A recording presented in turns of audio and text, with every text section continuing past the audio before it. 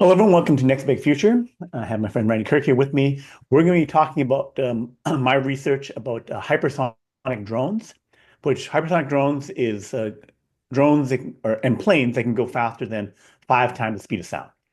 This has been really, really hard. I'm going to go over a deck that explains two leading companies that I think will succeed very, very soon, and talk about what amazing achievement that will be and what it will mean. So Brian, before you start, because Okay. my job here is to be the idiot, Yeah. Okay. to be the guy who is way behind on the science part.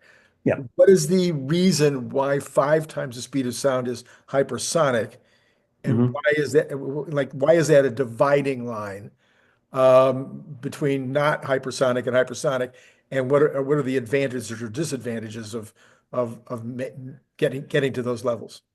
Okay, so regular planes, regular engines go up to about 2.5 times the speed of sound, right? It's just you can't get them to go. Well, the most you can get was 3.3 times the speed of sound. I actually will show that here. Skip down to this. So this is the OG Mach 3.3, maybe even 3.5, right? Mhm, mhm. This is the Lockheed spy plane, the Blackbird, first flew in 1964. Okay, Hmm. so we've had that. You push um, your traditional technologies as far as they can go, and that's what you get, right? It was and is in many ways still the best. Okay, so the problem is that you have speed zones, right? So 0 to Mach 3.5, 3.3, that's one zone. You max out your engines. Then you have an area from 3.5 to 5, that's another area, and then 5 and above, right? So the traditional way that Lockheed and others, Boeing, wherever have been trying to work on this is, okay, I got to get 3 engines, right? Because, or the other way to do it is I have rockets. Rockets can go from 0 to 30 times the speed of sound, all one set of rockets. You may use multiple stages, but you're just using rockets, right? Because rockets work all the way through, you know, super efficient, 2.2% of the weight. The problem with rockets is that it's tougher to maneuver with them, Hmm. right? And then also it's efficiencies and other stuff like that that have the problem with rockets, to getting to size, other factors. So that's why and people been working on this for decades. Ever since they've had this thing back in the mid 60s and they flew it into the 80s and 90s, that they've been trying to make the next thing, right? And obviously failing, right? Otherwise, we'd be saying this is the best one from what, 60 years ago, Right. right? So, so an amazing set of achievement this was. Um, and it like they made it a titanium. They would have it on the ground. There would be gaps in the titanium because it would heat up. So there would be leaking fuel on the ground, right? And then when it gets up to speed, it would heat up. The outside of the thing would heat up, and then the metal would expand and would close all the gaps, Wow. right? So they were doing, totally pushing the edge of what you could do, right? And also the company, the Skunk Works, was um, within Lockheed.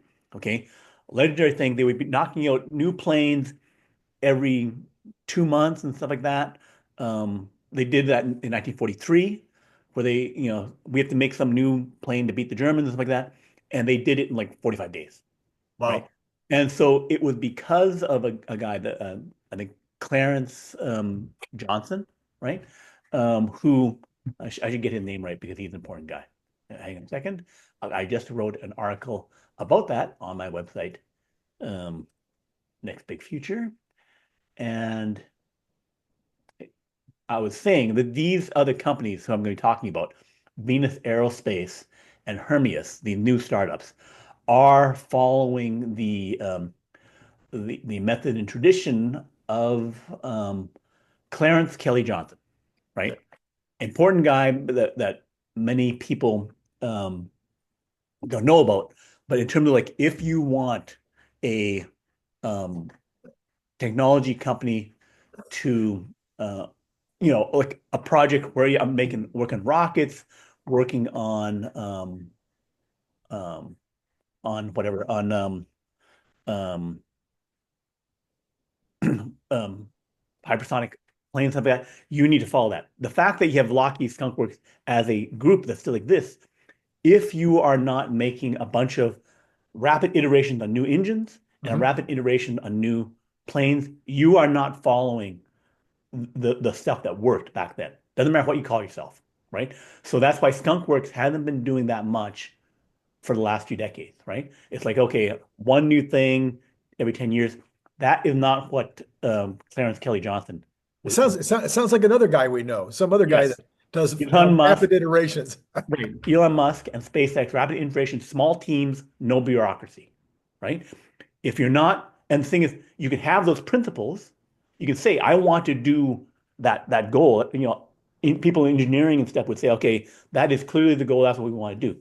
If I'm not proving it by doing engine, new engine, new prototype, new prototype, new prototype, right? I am not doing that.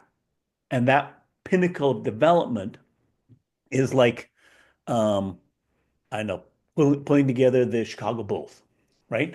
You actually get 6 championships. You have your star player, you have your superstar coach, and it's like a small team, you know, achieving excellence and then constantly performing, right? So it's the same kind of thing for this, where it's like everyone says they want to be the Bulls, but a lot of them didn't do it, right? You can get other sports examples like that, right? So these guys, I'm saying I'm watching them, right? Mhm. And I'm saying that they are um, you know, able to do a lot of the engines and a lot of the other stuff to make this all work.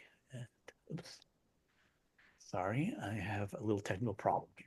A Okay. technical problem. Okay. I have technical problems too, but I Okay, use I got my anyway. Okay, so it's the technical problem is 3 speed zones, right? You have right. to get through the 3 speed zones to the end. Um, People may know, but oh well, Russia and China have hypersonic missiles, right? They went through zones 1 to 3, got into zone 3 by using a rocket. They used a Okay. missile to Okay. get up to that speed. Then you have just the one type of engine. So instead of releasing a warhead, I release a small tipped thing that does the scramjet part, I got it. right? So it's a crude way to do it. It's limited costs and blah blah blah. So it's you kind of got there, but um, the fact that how you cheated to get there is not giving you all the performance and results that you want to have, right? So, and then once you get to 5.0, Yeah.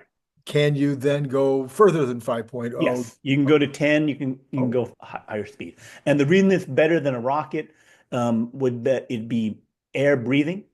So that means that I can suck in, I need, in order to have my ignition, right? mhm, mhm. Any fire, I need to have oxygen, Right. right?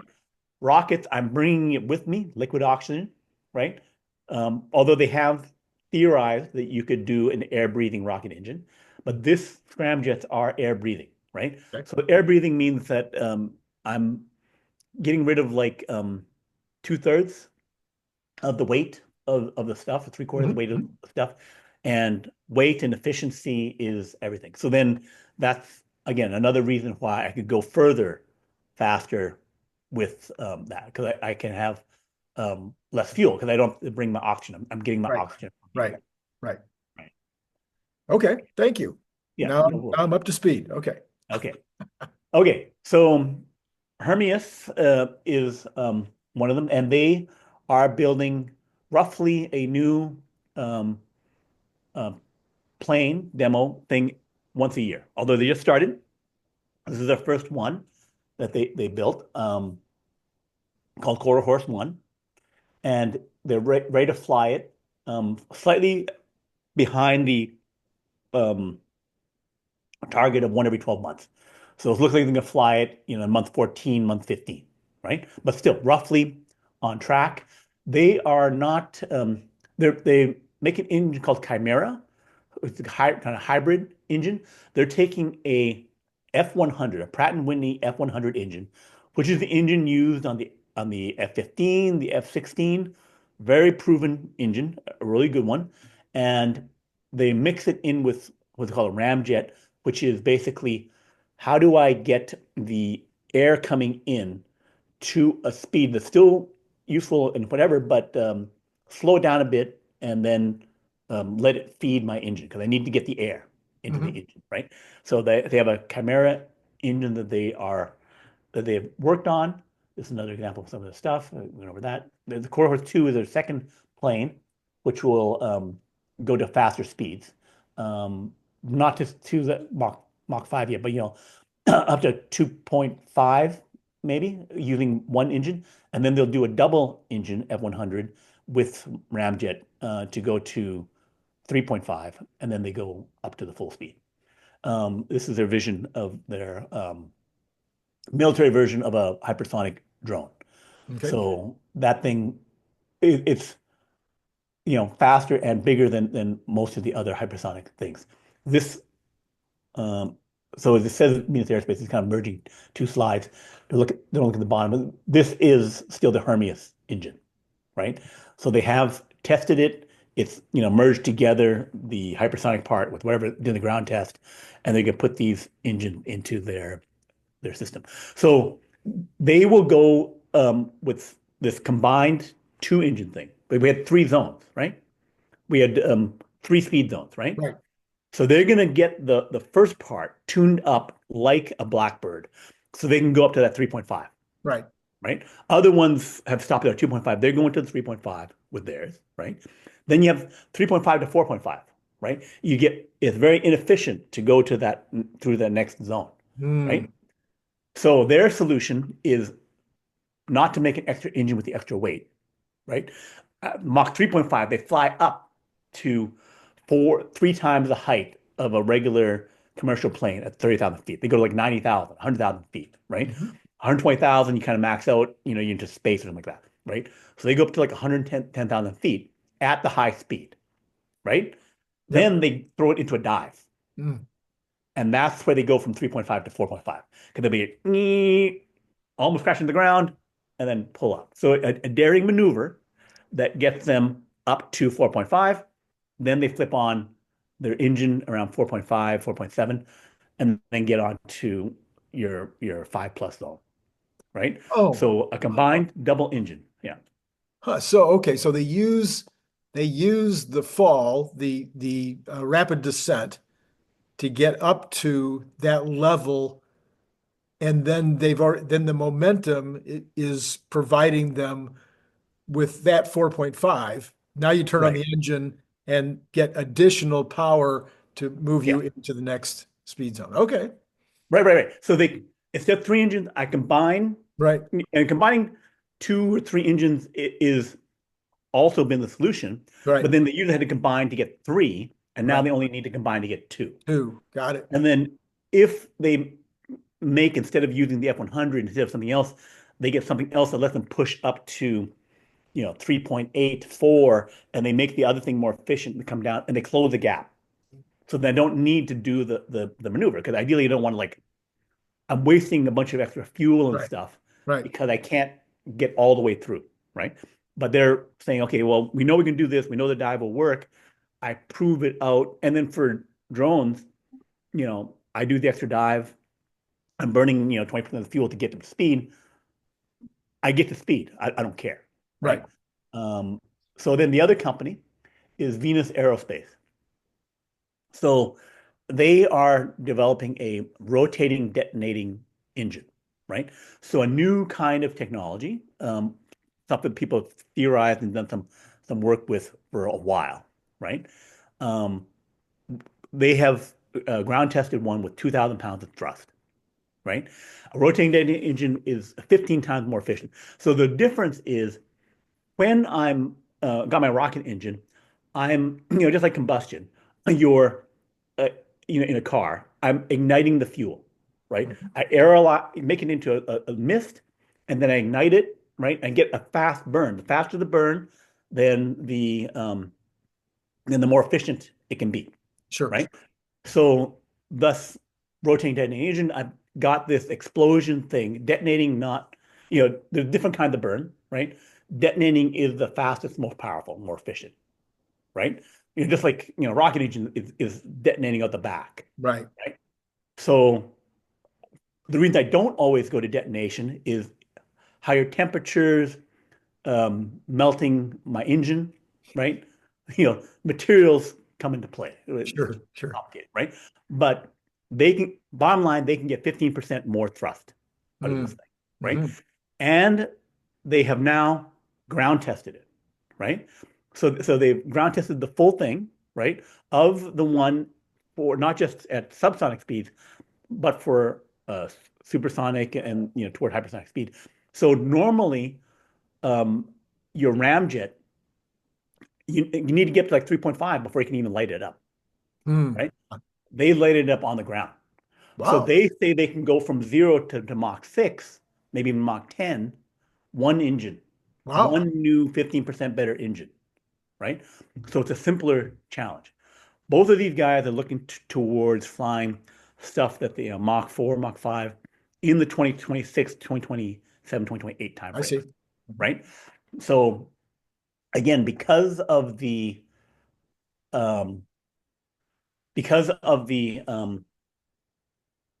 skunk work like method that they're doing, and the fact that they're knocking out, engine, I can say, oh yeah, I believe their timeline because hey, they already did step one and step two and step three, like fast, Right. right? Right. Versus someone else who's, give you an animation, says, hey, we're gonna make our space launch system reconfiguring a bunch of shuttle engines that we've been working on for 4 decades, right?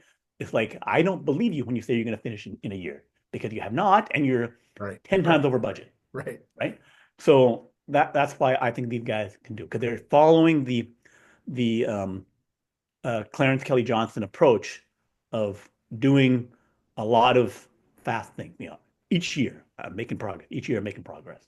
So that's what I'm seeing. Yeah. So I'm wondering why in a situation like this, you don't pick up the phone just because and say, "Hey, Elon, Mhm. when you're not doing Rogan, Mhm. you know, if you don't have a Rogan show next month, could we just get 3 hours of your time? We'll pay you. We'll pay you for it." I mean, literally, because of our Elon and your top two, engineers from So space. the world is full of really good engineering teams. It doesn't always have to be, SpaceX and Elon. Because one, Elon's got, like 10 things he's doing, right? Right, right. So, and then you don't have to have his top engineers. Other teams can succeed. And this, I think, an example where other teams can succeed. They can follow the approach of Skunkworks and SpaceX, Hmm. Hmm. right? Of rapid development Right.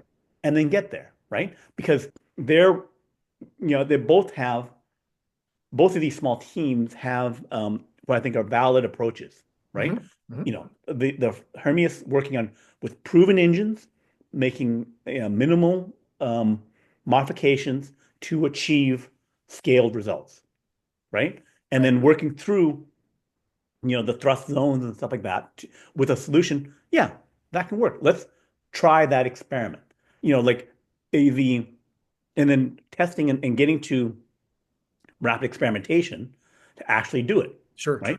And then same thing for Venus. Okay, we're going to do a one engine solution.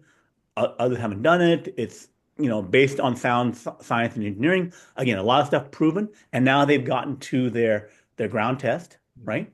So that all works. So they don't need to involve Elon in everything. The fact that more and more companies can try to use that method, Yeah. right? And understanding in detail of like having a really competent technical lead, your chief engineer. Mhm. It Mhm. can't be all one chief engineer, one Elon as chief engineer Right. driving it, Right. right? You need to have other guys to do it. And the fact that more companies are realize, like I also, work with all those startups, more and more think of, and here's how we'll follow the management technology method of low bureaucracy, fast testing, Right, right, right? right. So then you can get to more results. And then it would be like if you have 1,000 companies doing this, right? No more big bureaucratic companies, a bunch of fast executing teams. That will be the explosion of new technologies and stuff where we have 1,000 Elons, Right, right? right. It's not that you need an AI to do it. It's just like everyone figures out. The It's like methodology. Yeah, when I was doing my MBA, 30 some years ago, everyone would study, what did Jack Welch do, what right, some famous leaders, stuff like that in year, and then everyone started doing that, and then the companies got better, right. quality control, other things, like there was certain lessons that were learned, but it's like you can learn things faster, and certain lessons were forgotten, Hmm. right? Like 1943 to 1975, skunkworks were doing this, and it's like you could follow the small team, low bureaucracy method, but then it hinges upon you need to have a chief engineer with the right ideas in order to make it work. And yeah, and to a certain extent, I think it's also another one of Elon's, capabilities, if you will, or his skill sets, is that he does have huge ideas. In other words, he's Yeah. shooting for Mars, Right. and by shooting for Mars, he gets all these other things along the way. I had another question that's related. In watching Elon last night with Joe Rogan, he got stumped one time. It's like 3 hours in. For those of you who haven't seen it yet, you'd have to really listen to the whole thing to get to it. But they're almost done with the interview. And Joe Rogan asks the best question of the night. And Elon really struggled with it. And Mhm. it had to do with AI and the ability of AI to solve scientific riddles, scientific to move us ahead in science. And I was thinking to myself, well, why did he stumble over that? It seems to me like that's the key thing about AI is that it will be able to, we've already seen, the folding of the chromosomes and, all these other Protein. Yeah. things Yeah. that have been happening that, definitely one of the things I thought was going to come out of AI is, okay, we've got a ramjet that is almost there, but we're having a trouble with this part of it. Mhm. Throw it into the AI and see if we can get an answer from the AI. So why do you think Elon? I don't know if you saw it last night, but I Mhm. I wonder why Elon was kind of like reluctant to answer that question. Because that's the most valuable thing. And his approach to how to do it, like let's say he does have, and I believe he does, have several approaches and several targets that he wants to go at, right? He's not going to tell you what it is until he's done it, right? Like it's like, okay, he can talk about, something like um, uh, SpaceX. We're going to get to rapidly reusable Right, rockets, right. right? So that's the goal. We want to fly them, like, you know, once, twice a week. We want to get them to 10 an hour, right? That is a goal, a clearly understandable goal that requires a decade of execution, even by Elon, right? We had to like make the Falcon 9, actually I think like maybe 2 decades, right, to get to the final result of all this stuff. So he can tell you, here's what I'm going to do. It's basically like saying, I'm going to do 10 steps.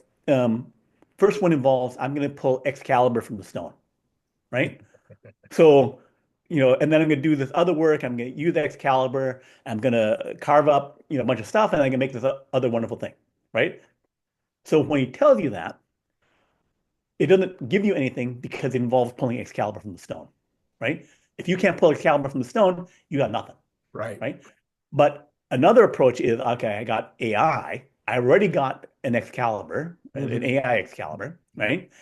And then he's going to say, and then I use that to do blah, blah, blah. Well, everyone else already has the first step too, right? There are a lot of clever people working on that. They can figure stuff out, right? And then it also becomes picking targets, right? To say, okay, I'm going to work on this particular high value science problem, which again may be obvious to a lot of other people as well, right? Mhm. Mhm. But then in order to say, here's, you know, my 6-step approach, how I'm thinking about it, how I'm picking targets, it's kind of giving too much away, Mhm. right? Mhm. It's giving too much away that doesn't have a um, Elon secret sauce thing, right? Where it's like, I have my secret sauce, I have my capability, I know, like FSD driving. I got 10 billion miles of driving stuff. I can tell you, you need 10 billion miles of driving. You need a 90,000 H100 cluster, right? Put those together, Bob's your uncle, and then you will have robotaxi, right?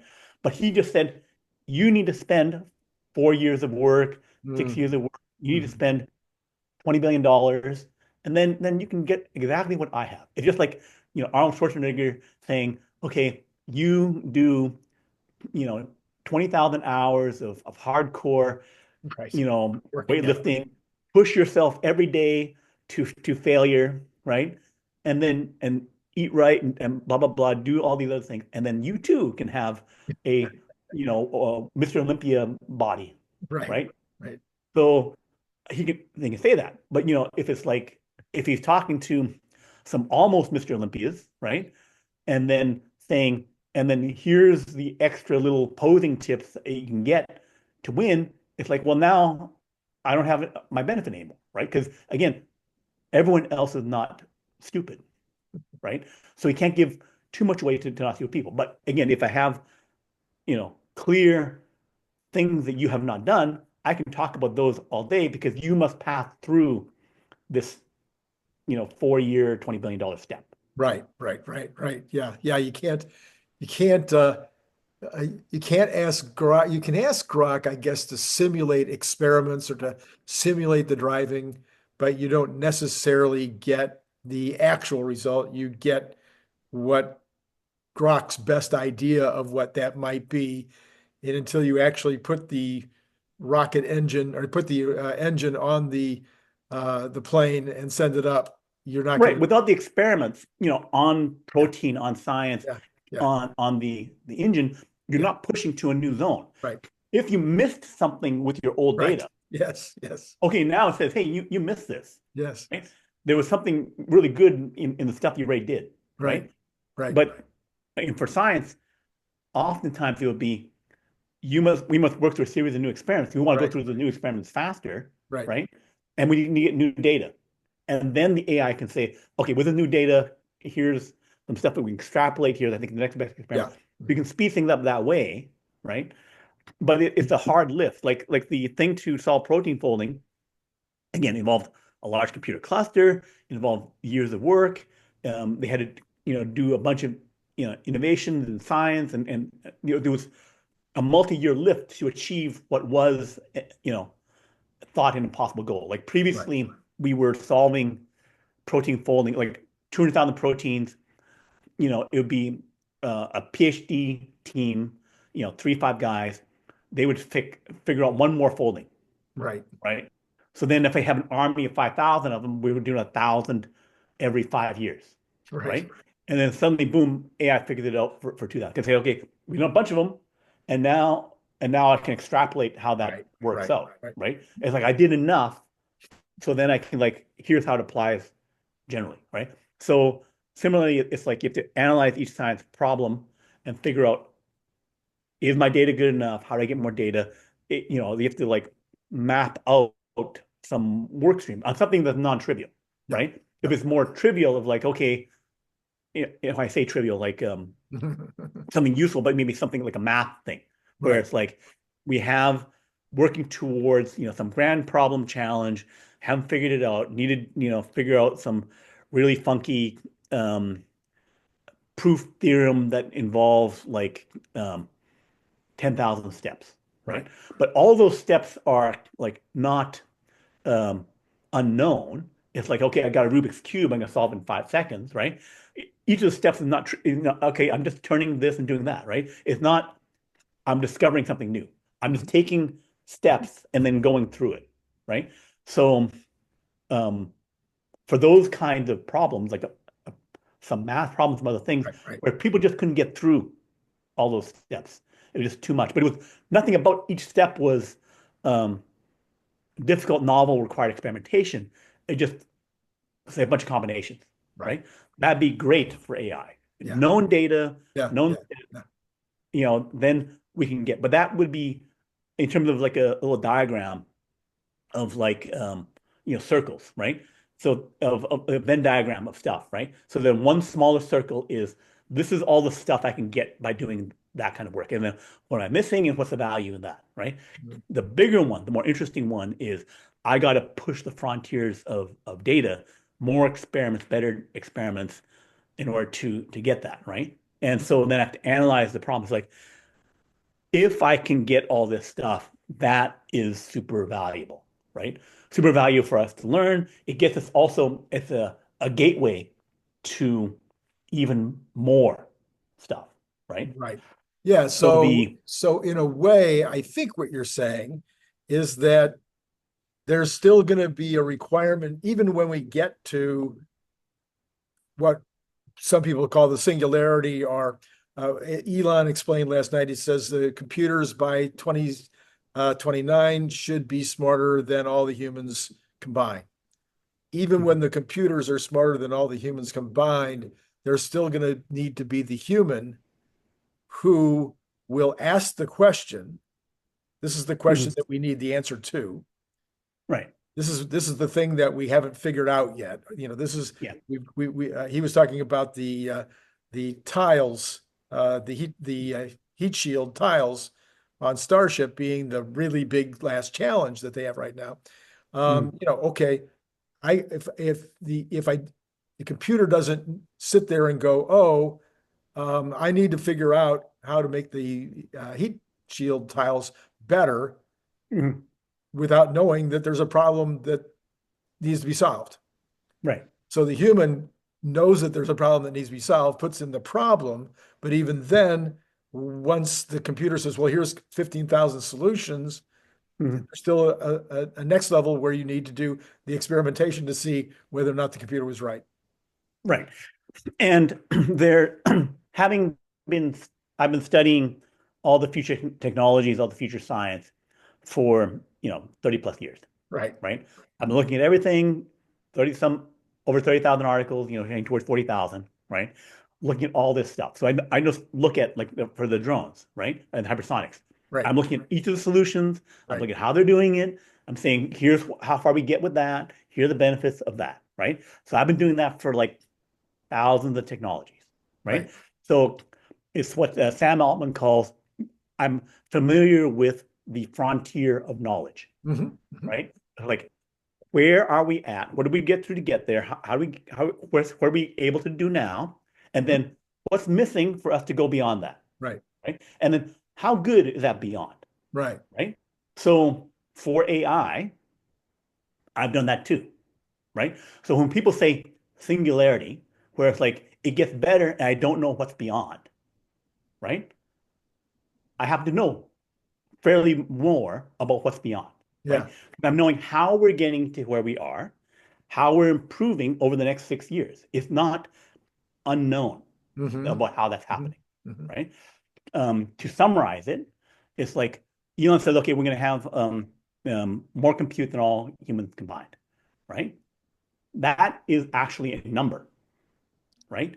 It is 10 to the 25 computations per second, right? Actually have a chart made from like, 10, 20 years ago Hmm. where people estimated this, Hmm. Hmm. right? So it's not like a random factoid thing. It's actually a number, Right. right? So where are we now, right? So right now we're getting to 10 to the 21, 10 to the 22, right? So we're about, 10,000 away, right? And then why does Elon say that we're going to get to 1025 in 2029, right? It's because he's building it right now, right? So the xAI data center that made Grok 3 used 100,000 H100s. Right. So for the AI compute thing, like different floating point, using floating point 8, floating point 4, then that's 4 petaflops per chip, right? So if you use 100,000, that's 400 exaflops, right? Which then converts to something like I think 4 times 10 to the 20, right? Right now, we've already added in, and we've already increased that by 2.5 times, Right. right? So they already have 200,000 chips, some H100, more H100s, some more H200s. H200s can be twice as good as an H100, NVIDIA chips, Mhm. right? Already installed, Right. already there, powered, installed in Memphis, okay? So now we got 2.5 times more. So now we're at 10 to the 21 or something like that, right? I have the exact numbers on that. So that we get to like 1,000 exaflops, right? We're already there, right? So now they're installing 15 of the 16 megawatt natural gas turbines from a subsidiary of Caterpillar, right? Yeah. So Yeah. these things are about the size of like 2 shipping containers, right? And they're sticking them there. They got the permits, they're putting them there. It'll take them a few months to install. At the same time, they got the next batch of NVIDIA chips that are 5 times better than H100, B200s, right? 200,000 of those, everything installed and done in 3 months, right? So what, March, April, May, end of May, end of May. And that we're at 11 times the compute of what we used for Grok 3. And Grok 3 was 15 times the compute of what they did 6 months prior with Grok 2, right? So add that up from Grok 3 to Grok 4, right? Roughly a year's time, we will increase compute by 180 times, right? So 2 orders of magnitude, right? Which is insane, right?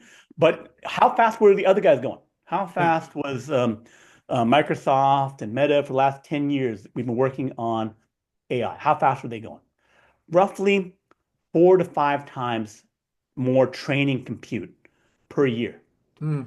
So 180 times, 5 times 5 is 25. 5 times 5 times 5 is 125. So more than 3 years of advancement in the 1 year, right? It's being built, it's going to happen, right? So then by the end of the year, we're at 1.2 gigawatts. We again double the power, more than double the power, and we go to 1 million B200 chips, Right. right?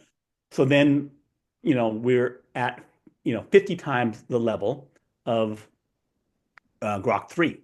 The Grok 3 that just got released like 2 weeks ago, Right. right? That got trained in January, right? So then we're at 50 times again and compared to Grok 2, we're at 750 times. So like 18 months after Grok 2, we're at 750 times better, right?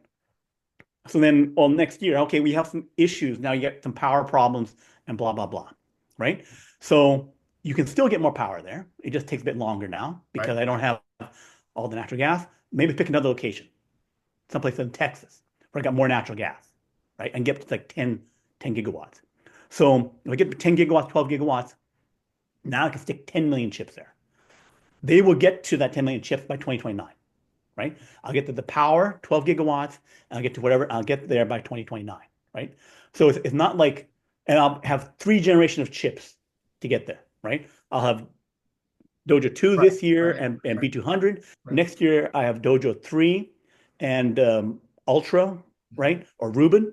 Mhm. And then go and then 2028, I'll have the next gen, Right. completely new architecture, NVIDIA chip, right? So expecting that to be 25, like at least 25 times better, 5 and 5, better than the B200, right? And then Dojo 3 also made Dojo 4 and 5, by 2028. Mhm. So I'll be going with another 10x in power from the end of this year. And I'll be going with 10 times more chips. And I'll be going with chips that are maybe 100 times better. So now I got my next 1000x, right? And then how much? Oh, yeah, this is at 10 to the 22. Another 1000x, I'm at 10 to 25, right? So unlike previous, like Ray Kurzweil, a futurist who said, tracking trends from Right. over Right. 100 years, Right. looking at the Moore's law and all that kind of stuff, and then doing a chart graph to say Right. here's where we cross 10 to 25, and they projected it like 2040 or something like that, because we were going at the old pace, right? It's because we sped up on it. Once to speed up, like going from doubling every 2 years, Moore's law, to 5 times more with the new AI stuff Right. with GPUs and NVIDIA, Right. to this other scaling of power and everything that in order to achieve what Elon's talking about. But it's like, it's very clear. It's like, I will get to 10 to the 25 with 10 million chips, with 12 gigawatts of power, and sucking the same amount of natural gas, right? But be fast to pop in. I just got to pop in more and more turbines, Right. right? And then I will have, following the improvement of my chips and NVIDIA chips, we're going to get there, right? Hmm. So that's why it's not like a random, we'll have more Right. compute than Right. whatever. Right. Like, Right. I got the freaking project plans. I got the teams, 1,000 guys, a few hundred guys, or a few small teams, Right. 100 guys on the assembling the data center thing, 20 guys working on getting the power. Because the power is not necessarily complicated, Yeah. right? Yeah. Yeah. It's like and they figure out the solution of, I don't want to build a whole new facility and blah, blah, blah. And there's a bunch of other technical work involved, right? Like, in order to making all the chips communicate together, that's something that took them a couple of years to do, and some new patents around the networking, Right. right? Where they Right. redid to Ethernet levels, to hard code it and go to microsecond communications, and a bunch of other innovations there. So it's like, again, it's not just like I take a pile of chips, 10 million chips, and then take a dump truck and stuff them someplace. There's a bunch of extra work to make that happen, right? There's, again, the whole skunkworks team of, Right. like, solving tough Right. problems with an engineering lead to, Right. like, knock out the problems to achieve this level of scaling, right? But again, it's like very detailed, not hand wavy thing to do it. It's like, it's a particular goal. Right. It's Right. a set of project plans. It's a set of development projects. It's a bunch of stuff towards working, just like the guys with the drones. It's like, not just saying, okay, we will magically get to Mach 6, we're going to solve these other big problems, and then boom, it's going to be there in 2 years. It's like they're specifically executing on it, doing the test, doing the development to make it happen. So All right. Well, it sounds to me like once again, Mr. Musk is going to be insurmountable. so Like, let me just summarize two things about the 2 points about sure. hypersonic drones, hypersonic planes, Right. because we'll both put people in them too, and what's going to happen with a superintelligence, Right. right? Because making that whole big data center, the whole point is to get to superintelligence, right? Right. And we'll do other videos discussing, how that implies. Because again, it's not just it happens. It's like it happens, how it impacts different areas. There's like a bunch of stuff that you can figure out. Again, it's not a black box Right. around, Right. Right. oh, I did this thing, I did it this way, and then I don't know what happens. Right. No, I know what happened. We're working toward that. I can totally know how that's going to play out, Hmm. right? Well, not totally exactly, Right. but Yeah. You always have the, yeah. Right. you have the outline, Right. right? So the hypersonic guys, I think that they will get to these Mach 5, Mach 6 drones, 2028 roughly. Okay.